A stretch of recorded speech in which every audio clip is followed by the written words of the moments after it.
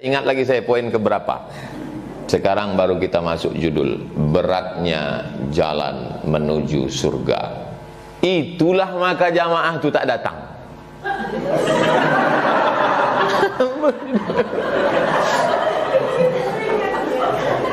Sebetulnya orang PPAT ini banyak udah mau datang, notaris-notaris nih.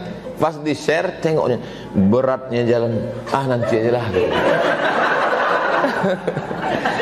Makanya kata Nabi, basyiru, berikanlah kabar gembira, la tunaffiru, jangan buat orang lari, yassiru, berikanlah kemudahan, wala tu'assiru, jangan.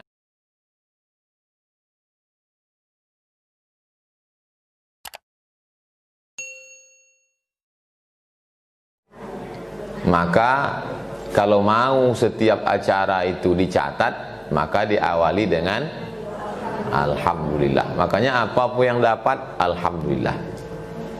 Anaknya ranking 1, alhamdulillah. Dapat proyek besar, alhamdulillah. Suaminya kawin lagi,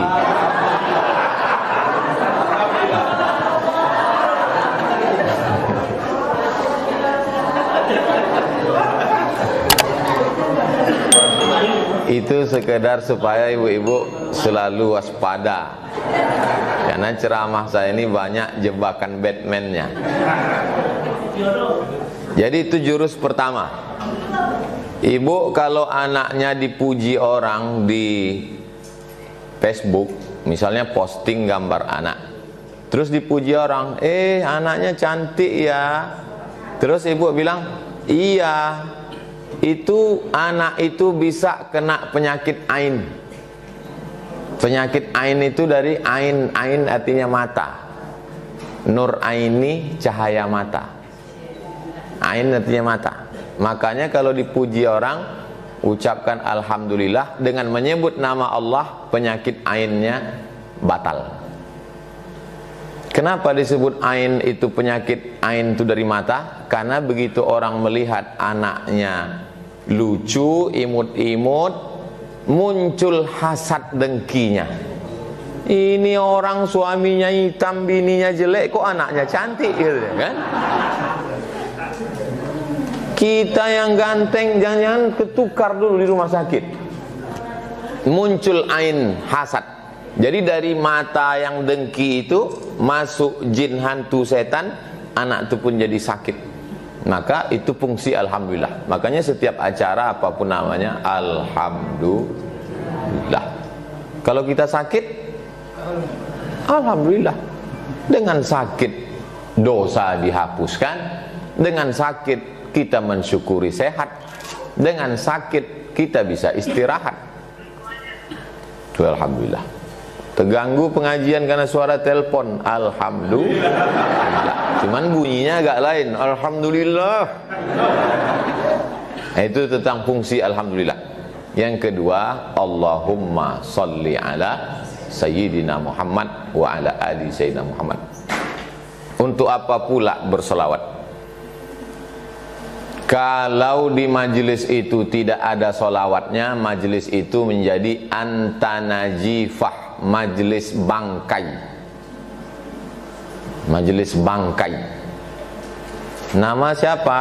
Kailani. Panggilan bangkai. Mohon maaf Pak Kailani kalau nama. Bayangkan majelis yang begitu lembutnya karpet tuan rumah nih, saking licinnya hampir saya terpleset tadi.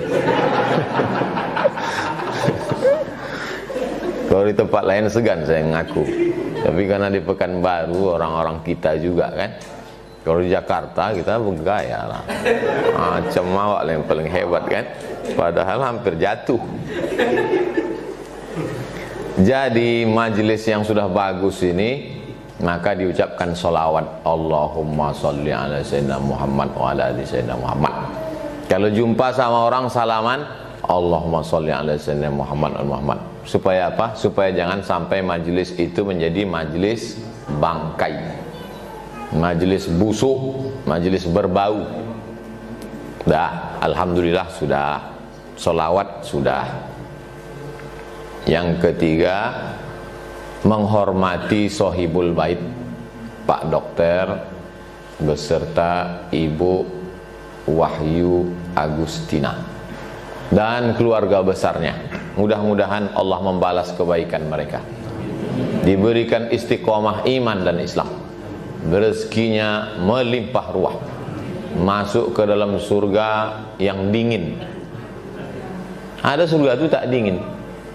Itulah kalau ada orang ngundang kita AC-nya tak dingin, itu dia masuk surga juga, cuma tak dingin. Yang ini dingin, rupanya di bawah AC.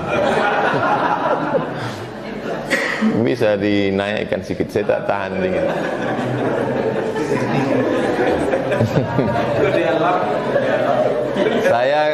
Saya kalau acara diundang orang di hotel-hotel itu, saya matikan AC. Saya tak tahan. Lama saya tanya, kenapa saya tak tahan AC? Banyak mereka ngasih alasan. Mungkin karena Ustadz nggak terbiasa. Cuman bahasa mereka itu lembut, padahal dalam hatinya Ustadz orang kampung. Alasan yang logis, ada satu orang ngasih alasan yang logis. Kenapa saya tak tahan AC? Kata dia, Ustadz kulitnya tipis. Kurus maksudnya. Jadi angin itu langsung ke tulang. Laisa minna man lam yahram shaghirana wa lam ya'rif syarafa kabirina. Siapa yang tak hormat sama yang tua, tak sayang sama yang muda, itu bukan umat Muhammad sallallahu alaihi wasallam. Itu maka tadi saya sebutkan Sohibul Bait kita hormati. Adik-adik saya yang muda-muda nih saya sayangi. Alhamdulillah sudah sholawat, sudah menghormati Sohibul Bait, sudah. Yang keempat, saya ceramah memang begitu biasa, di mana-mana pakai poin-poin. Poin-poin. Itu tujuan poin itu, saya kan dosen, walaupun mantan. Jadi dosen itu biasa itu, biar supaya mahasiswa itu terlatih. Jadi tidak kemana-mana cara berpikirnya. Selalu saya pakai gitu, pakai poin. Saya semua pakai poin, ceramah pakai poin, khutbah Jumat pakai poin, SMS pun pakai poin. Pakai poin. Tujuannya supaya masyarakat itu terstruktur cara berpikirnya, tak ngalor ngidul kemana-mana. Yang kedua, kalau ada intel ikut pengajian, mudah dia ngasih laporan ke atasan. Kalau sampai dia salah lapor kan payah. Tak ada poin. Nah, yang keempat, tadi kan ada diputarkan video Nusaibah kan? Saya rasa-rasa di bioskop tadi. Tentu Bapak Ibu tadi menengok gambar saya di situ. Kenapa Ustadz Somad ini berjenggot berkumis? Itu tadi pakai face app berbayar.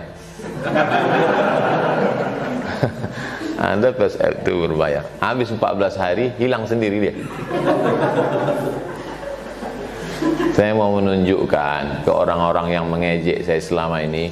Kata dia, masa Ustadz Somad mukanya macam pantat bayi? Maksud dia tak berbulu. Saya tunjukkan betul. Kalau mau ku panjangkan jenggotku, kalah jenggot kau. Jenggot kau cuma 3 helai, itu kau jaga-jaga. Panjangkan, kalah dia. Kalau saya panjangkan jenggot saya ini, apalah kelebihan dia lagi, Cok? Kalau saya panjangkan jenggot saya ini, apalah kelebihan dia lagi? Titel Profesor Dr. Kiai Haji Abdul Somad LC MA PhD Datuk Sri Ulama Setia Negara Kai Jaga Mangku Dilaga. Belum buat kartu nama. Saya sampai sekarang belum punya kartu nama. Kalau sempatlah mau saya membuat kartu nama sepanjang amplop. Apa kelebihan lagi?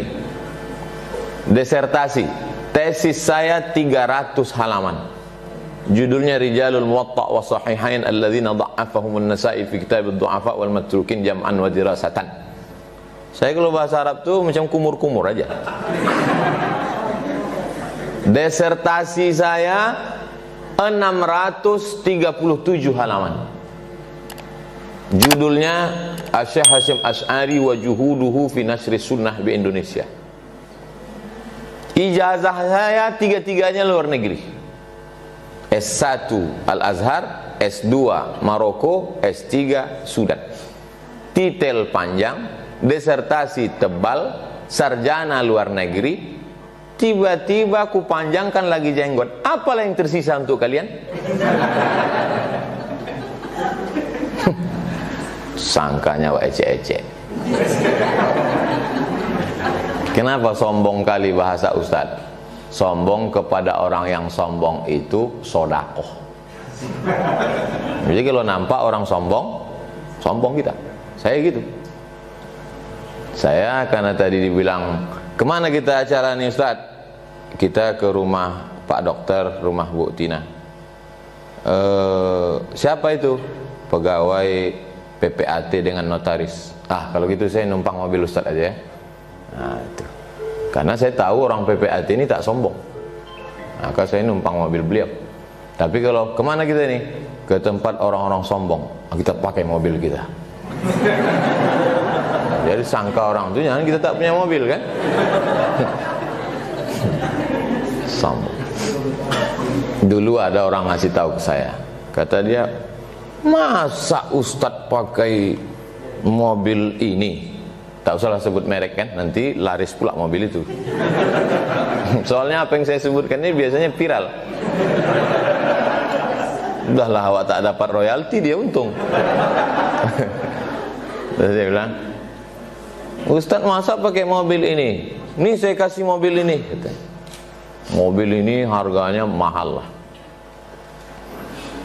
Minggu depan saya datang, saya bawa merek yang dia sebut tuh, biar dia tahu. Jangan diukurnya saya, paling pantang saya diukur orang. Ditengoknya, Ustadz udah punya, katanya. Sudah, saya bilang. Padahal habis duit untuk beli itu. Tak boleh saya diukur orang, pantang sama saya diukur orang. Nah jadi saya setelah melanglang buana ini entah kemana-mana, semua udah saya rasakan. Kalau masalah kendaraan, dari mulai dijemput orang naik sampan, naik sampan pakai penutup pisang, daun pisang. Berceramah di kami di suku Akit, dijemput naik ojek, sampai naik mobil Alphard, platnya nama saya, 1 UAS, sampai naik pesawat pribadi, semua udah saya rasakan. Jadi akhirnya menengok kendaraan tuh udah anyep aja, udah tak ada rasanya. Menghadapi jamaah pun begitu. Dari mulai jamaah yang mencium kaki saya tarik dia ke atas, sampai jamaah yang tak peduli. Begitu datang, pegangnya bahu saya, foto ya, kata.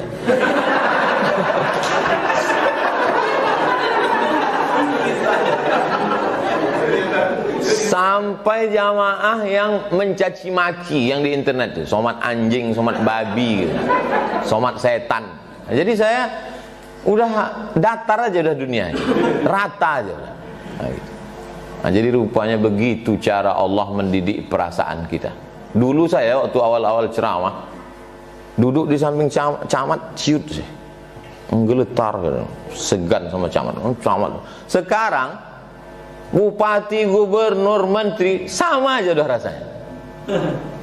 Karena saya menolak jadi wakil presiden. Itu.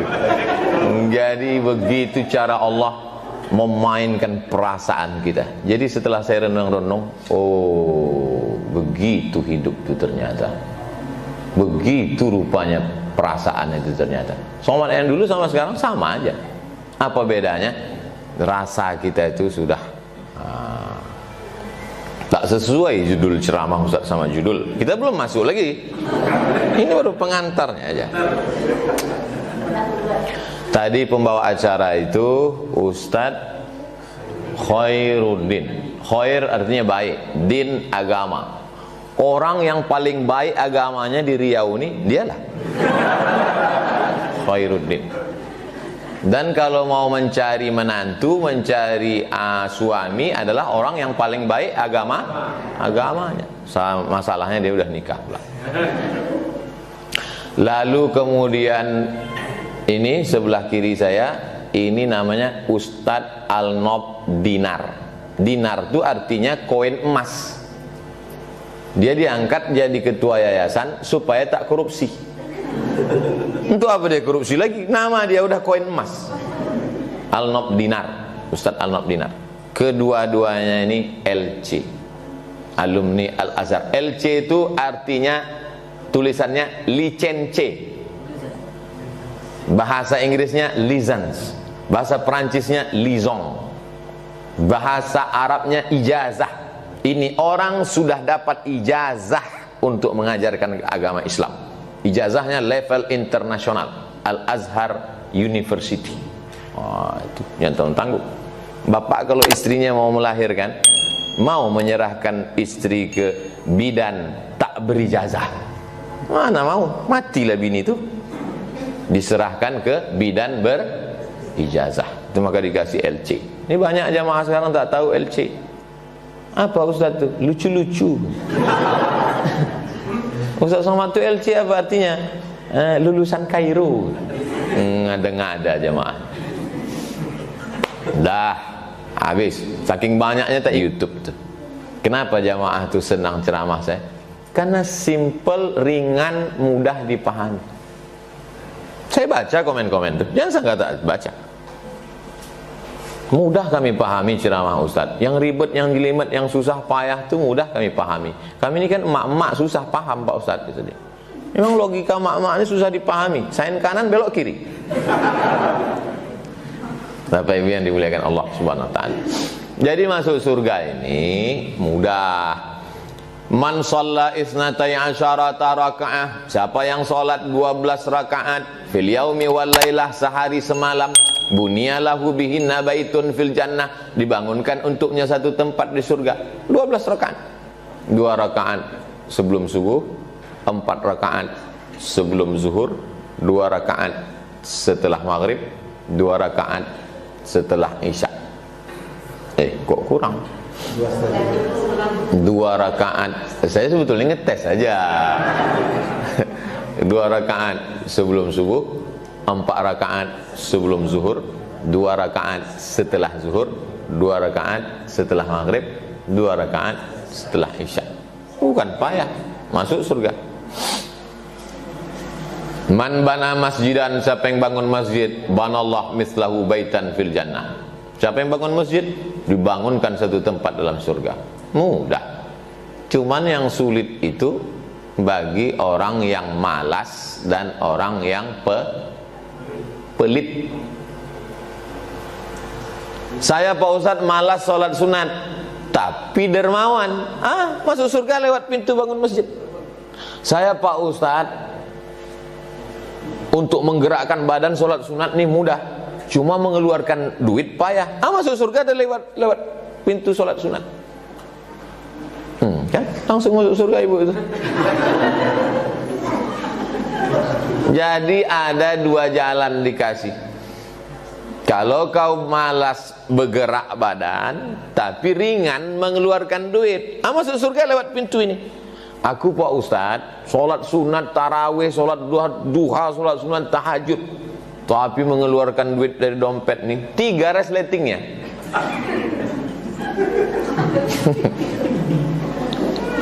Jadi sebetulnya ini adalah pilihan. Saya yakin dan percaya Bapak Ibu notaris, nota itu kan note, nota artinya menulis. Notaris menulis. Ini notaris ini nulis-nulis saja kerjaan.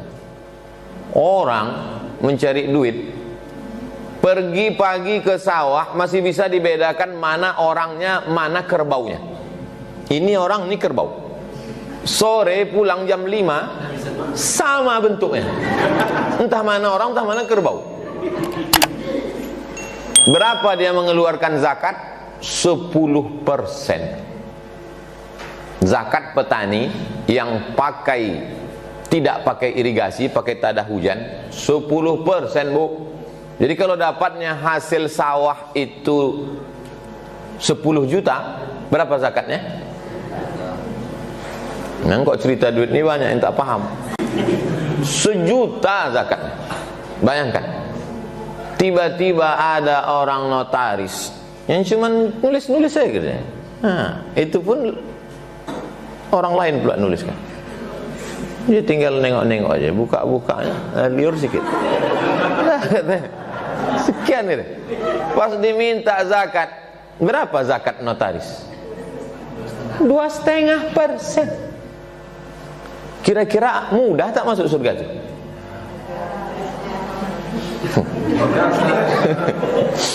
Bisa pula orang bertanam padi di sawah, kepala jadi kaki, kaki jadi kepala, tunggang langgang, lintang pukang, betungkus lumus, pergi pagi pulang petang, peras keringat banting tulang, 10% zakatnya. Bayangkan itu.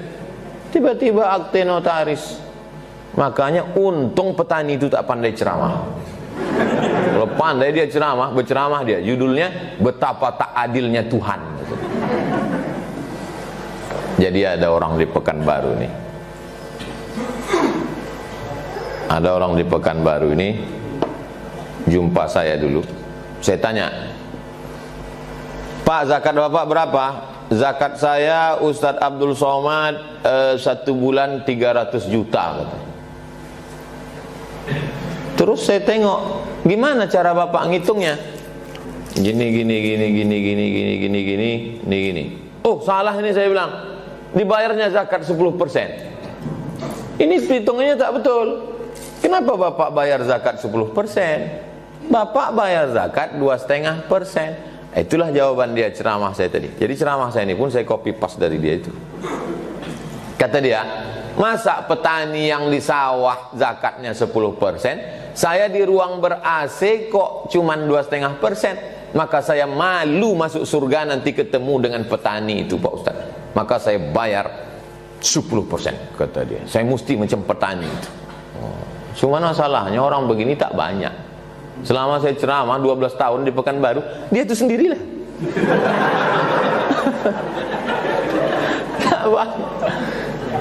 Makhluk-makhluk begini ini mesti dibudidayakan. Bisa pakai hidroponik, yang tanpa tanah, pakai air aja, bisa juga langsung ke tanah. Makhluk-makhluk yang begini ini sudah asing sekarang, macam Jurassic Park, udah jadi dinosaurus, aneh. Oleh sebab itu saya bangga. Tadi ungkapan kata sambutan dari Ibu Tina, ada seperti, kalau saya menangkap ya, mungkin Bapak Ibu lain cara menangkap. Yang saya tangkap, beliau seolah-olah ingin mengatakan ke saya, mohon maaf jamaahnya nggak banyak. Ibu ada menangkap gitu tadi? Ya. Ada. Nah, insyaallah. Ustadz, sebenarnya ini banyak undangan, cuman saya pribadi tak pernah melihat, bagi saya 100.000 orang di Gelora Bandung Lautan Api, bagi saya udah sama aja udah, setelah keliling-keliling. Karena tiap hari saya ceramah, memang saya berdua aja sama kamera itu, tak ada orang. Hai jamaah dimanapun berada, gitu saya, berdua aja. Nah, itu. Jadi bagi saya ini udah ramai. Itu. Jadi akan datang kalau ada di mana-mana orang, oh nggak enak lah ngundang sama itu, mesti ramah. Saya sudah tidak di level itu lagi. Berapapun orang, bagi saya sisa hidup saya ini, saya anggap ini bonus dari Allah SWT. Tadi malam saya menjenguk kawan saya satu kelas di IAIN Susko. Tahu Bapak Ibu IAIN Susko? Sekarang sudah berubah menjadi UIN Suska. Dulu namanya IAIN Susko. Saya kuliah di sana 96 sebelum ke Mesir. Sekelas dengan saya. Meninggal dia tadi malam. Lama saya menung, kenapa tak aku yang mati? Sampai tadi malam mau tidur begitu terngiang di pikiran saya, kenapa tak aku yang mati? Dia anaknya 3, bininya 1. Aku anakku 1, bini tak ada. mestinya aku yang mati. Lama saya. 2 hari yang lalu orang Palembang sama-sama saya ke Mesir. Habis ceramah, dipijitnya kepalanya pakai minyak kayu putih, muntah-muntah, meninggal. Jadi 2 hari ini pukulan bertubi-tubi. Pukulan kiri alumni Mesir, pukulan kanan kawan sama-sama YN, mati. Kenapa bukan aku yang mati? Berarti masih ada lagi tugas. Saya menduga kenapa tak saya yang mati itu karena tabung wakaf umat ini belum selesai. Dugaan saya, kalau siap tabung wakaf ini gul juga saya. Nah, jadi saya menganggap hidup saya ini masih bergantung ke tabung wakaf. Karena saya sudah janji. Saya janji ke tabung wakaf, kita akan masuk ke semua kantor-kantor di Pekanbaru nih, mengemis kita. Sama kita sekarang ini enggak, kita minta, kita datang. Apa mau mereka kita datang. Yang penting berdiri tabung wakaf umat nih, habis itu berdiri masjid, berdiri pesantren, berdiri SD IT, SMP IT, SMA IT, SD tahfiz, SMP tahfiz, SMA tahfiz, sekolah anak yatim fakir tak mampu. Habis itu mau mati-matilah. Dan kita udah tanda tangan situ. Saya yang bertanda tangan di bawah ini Abdul Somad. Ini tidak hak milik, tak ada kait mengait dengan anak cucu saya. Ini lillahi ta'ala, akan kita balikkan kepada umat. Selesai. Kalau cerita masalah masuk surga, mudah. Salat sunat 12 rakaat sehari, masuk. Bangun masjid, masuk. Cuman kita tak mau masuk surga sendirian. Kita mau ada juga lah orang PPAT ini mewakili agak 2-3 orang masuk jadi. Tak usah semua. Kan tak enak. Masa nonton bola sendirian? Nonton bola Real Madrid Barcelona sendirian. Masuk gol, nak gol kau gol lah. Tapi